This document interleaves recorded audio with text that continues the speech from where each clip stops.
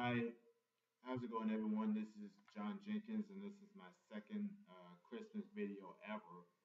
And I just wanted to talk to you about a little bit about engineering. I noticed something. I for those of you who don't know, I'm a huge Gran Turismo fan, and I still believe that Gran Turismo 3 was the best video game ever made on any platform. It wasn't the best racing game on PS2, but it was the best video game ever made on any platform. I firmly believe that, and certain other people, at least one other person agrees with me. So I was playing it. I got back into playing it this year. I think I stopped back in 2013, and then I got back into it this winter. So I got finished playing it. I noticed that you know whenever I play a racing game, it is 100% manual transmission. I don't do automatic transmission in racing games, and you know I believe that if you buy an automatic transition, you're basically getting I, I I believe that automatic transition is not as effective as manual transition, which is something that I get into in another video.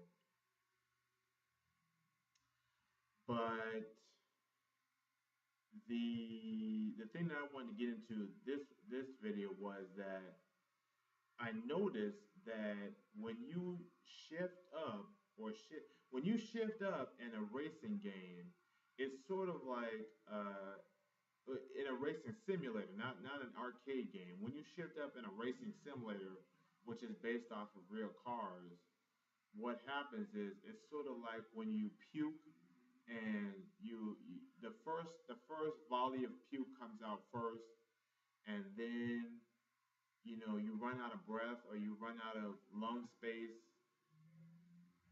and then you stop, and then you inhale again, and then you puke again. So whenever you shift up from first gear to second gear, you know uh, you you run out of, I want to say this the right way. uh, you run out of, I want to say torque. I'm not sure if that's the right word. Is that it, that's what happens, is that you lose torque when you shift up, and I've noticed this in racing simulator in Gran Turismo, which is the only racing simulator I play. I mean, Forza is not even on the same planet as Gran Turismo. So I noticed this in Gran Turismo, is that when you shift up, you lose a lot of torque because it has to go back down to a lower level beneath the previous torque. It doesn't have to, but it does because of the limitations of mechanical engineering. But it goes back down to a lower torque than the highest previous gear. So if you go from second gear to third gear, it goes beneath the top the highest torque of second gear, and then it transitions to third gear. And uh, well, it does that because of the limits of mechanical engineering. And what I noticed is that I mean, it depends on the inertia and the momentum of the vehicle. But if you have uh, maximum momentum moving forward, then when you shift up, you are effectively wasting about 60, 60% or two-thirds. The first 60% or two-thirds of the next gear is wasted energy because, you know, in a truly economical system, you would shift up, you would you would you would you would you would increase your torque by an amount that takes into consideration your previous momentum. And that's the thing that manual transmission can't do. What I mean is that, you know, if you already have this is why racing simulators are so such good learning tools. If you already have momentum in your system and you're already moving forward, and all of the atoms in that car have inertia, forward moving inertia, then you don't need to go to the low end of the next highest gear to continue your momentum. You can go to the higher speed, lower torque end of the next gear, which is at the top one third of the gear.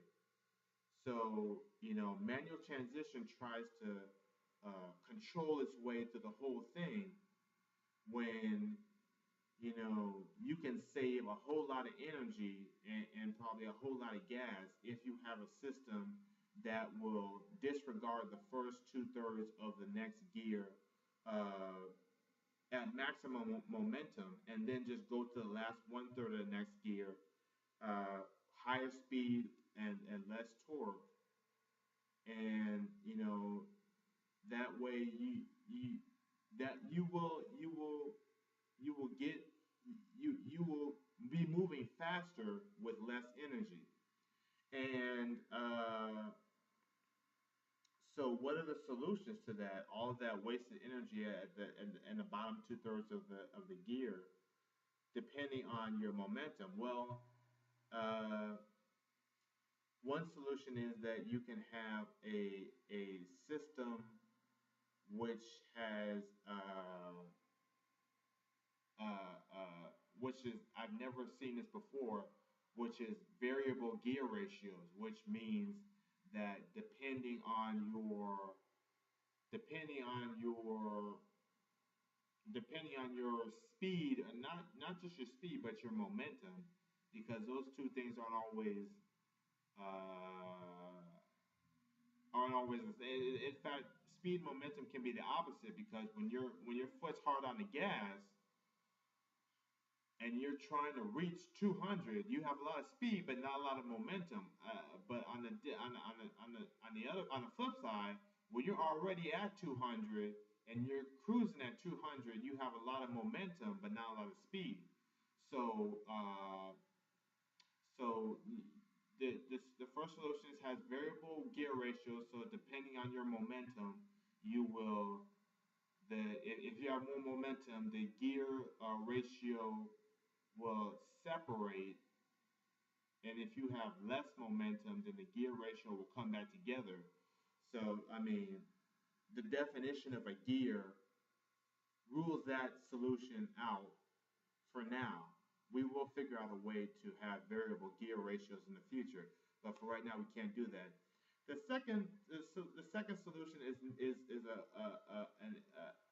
the next step past variable gear ratios, which is that which is what I described in the beginning of the video, variable gear usage, which means that, you know, your engine can use the middle of the gear, the beginning of the gear, or the end of the gear, or the entire gear based on the characteristics of the driving physics, based on the momentum, the speed, the uh, the road conditions have variable gear usage.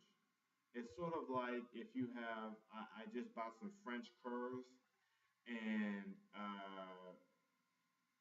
depending on your drawing situation, you might use just half of a curve on one side and then maybe a third of a curve on the other side, and line them together so that they make one shape. So, variable gear usage would be the next evolution after variable gear ratio.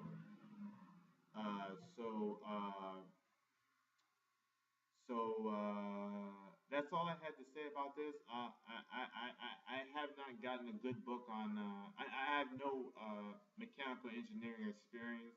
It's just something that I observed while playing the best racing simulator in history. And let me know what you think. Uh, Um, and I will get myself a book on mechanical engineering and learn the ins and outs, and maybe I can come up with this technology myself. So have a nice day, and I'll see you later. Bye.